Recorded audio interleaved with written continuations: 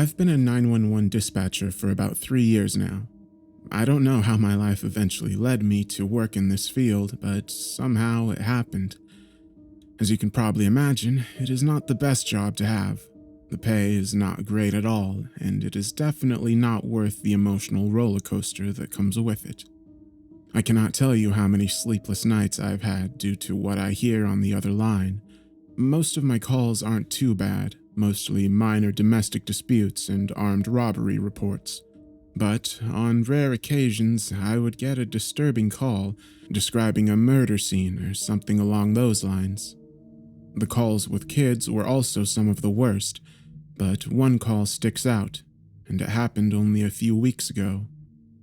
I live in a decently small town, so crime is not a big issue, but I guess that is why whenever I get a call about a murder or grisly crime, it hits worse emotionally. All calls get to me, but not as much as the serious ones do. I'm not saying only some are serious and some aren't, but you get the point. A few nights ago, I got a call at about 11:30 p.m. I don't usually work overnight, but one of my coworkers was out sick, so I volunteered for a double shift, as my boss would pay me overtime if I did so. I'm just sitting at my desk, daydreaming about whatever, when I get the call. I brace myself and answer. And this is what was said. 911, what is your emergency? God, please help me! Please stop her! I was caught completely off guard by the caller's panicked voice and immediately put on edge.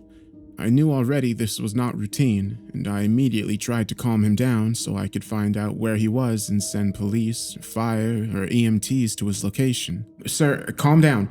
I need you to tell me where you are. It's 62 Yorker Street. Please send somebody. I have an intruder and she's trying to kill me. Yorker Street was near the edge of town, so it would take police at least 10 minutes to get there. I had to get enough information out of the caller to inform the traveling officers about what they would be dealing with if things escalated. Police are on their way. Are you hurt? No, but she wants to hurt me. She's destroying everything in the house and she's screaming her head off. Through the phone, I could hear the muffled screams of a girl. It was now apparent that the intruder was inside the house. Is there anyone else in the house besides yourself and the intruder? No, I was alone before she broke in. Okay, I need you to listen to me carefully. Lock yourself inside a room and hide. Stay on the line with me. I'm already locked inside the bedroom and hiding under the bed. Okay, good. Tell me what happened. I don't know. I woke up and heard things rattling in the living room. I got up and investigated, and there was a girl standing there, fiddling with one of the cabinets. I tried to quietly return to my room and call for help, but as soon as I moved, she noticed me. When she saw me, she started screaming so loud and charged at me. I sprinted back to my room and slammed the door shut, then I locked it. Is she near your room? No, I don't think so. We both then hear a loud bang, and the man gives out a fearful cry. Oh God, she's pounding on the door! Through the door, I could hear the rhythmic thumps on wood. Now I knew the situation was becoming dire. Most intruders, if caught by the house's occupants, will usually try and flee. This intruder has not left after being seen. She was now trying to kill. Please tell the police to hurry. I think she's about to break down the door. They are on their way. They will be there soon. I prayed they would be. Can you describe the girl for me? Yeah, I can try to. Already I was panicking for the caller.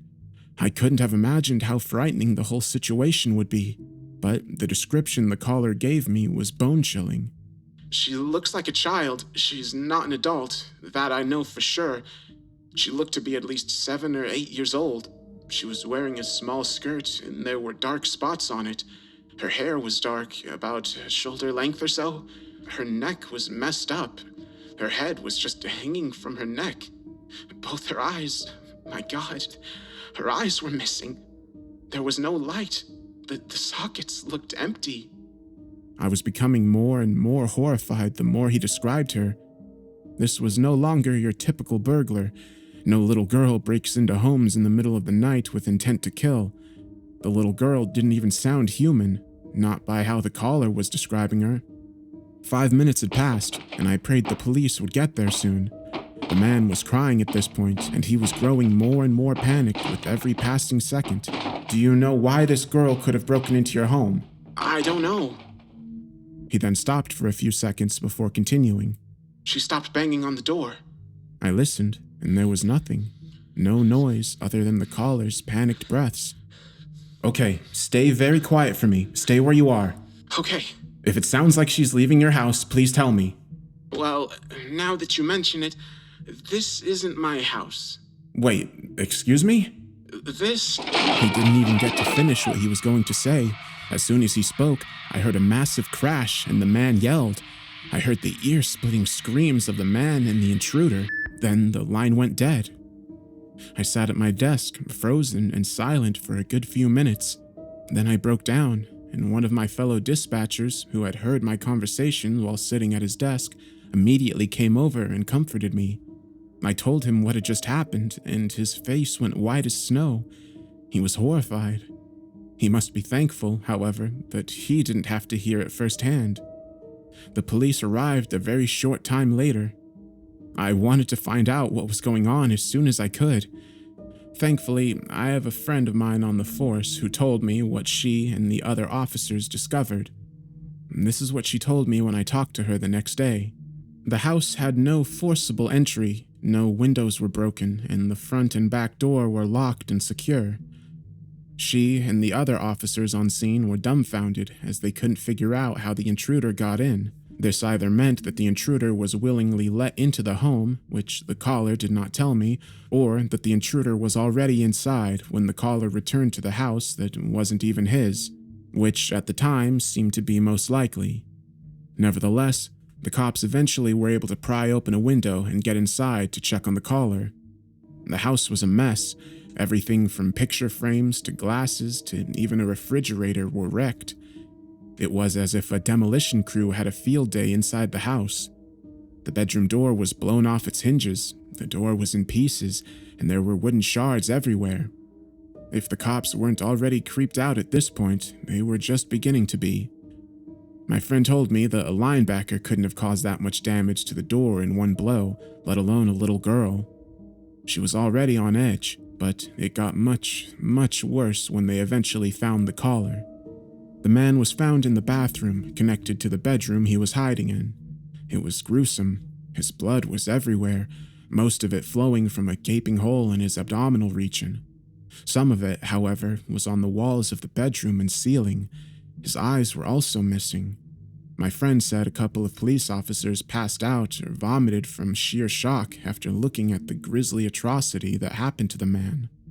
I was already horrified by what I heard. The man had died a very violent death, and this intruder was still out there. But my friend then told me something that made this case more bone-chilling than it already was. While looking around the house, one of the officers found an out-of-place wall near the kitchen. The wall looked to be artificial. It was connected by another wall, but it was only about 4 feet high and seemed to serve no purpose. It almost looked like a barrier to the kitchen, though there was an opening right next to it. The officer knocked on it lightly. Not only was it hollow, but when the officer knocked, a small hole opened up. He knocked on it very lightly, but the wall was so weak that it was enough force to actually penetrate it. He shined a flashlight inside and saw a blanket on the ground, but what caught his attention wasn't the blanket itself, rather the lump underneath it. He called for the other officers to come over to him, and they broke through the rest of the wall. They inspected the blanket, and one of the officers lightly lifted it off the lump. What they found was almost as disturbing as the dead caller. It was the dead body of a young girl. They immediately closed off the area, and crime scene technicians came and investigated. After some time, the coroner came and took 2 bodies to the morgue. A few days later, the rest of the details came out about this case.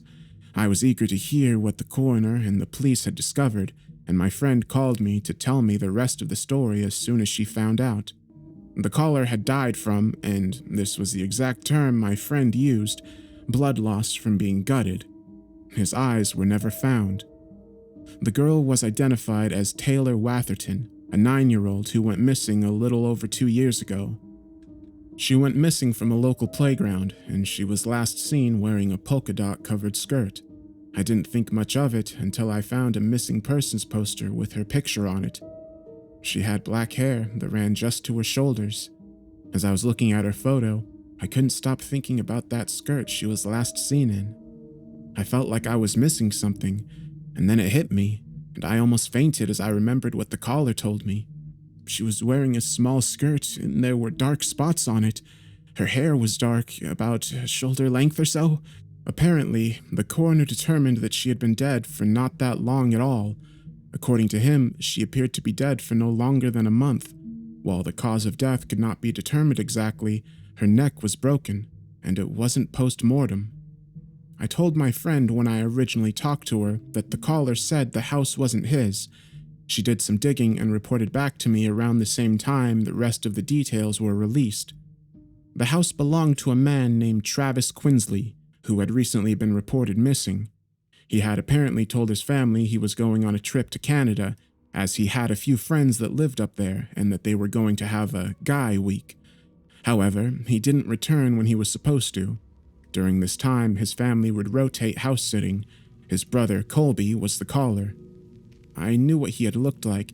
His photo had been shown on the news a couple of times since his body was identified alongside a missing child. He was a young man with straight strawberry blonde hair and a decent build. After talking to my friend, I looked up a picture of what Travis looked like. If he was missing, I wanted to at least have an image of his face that I could put into the back of my mind.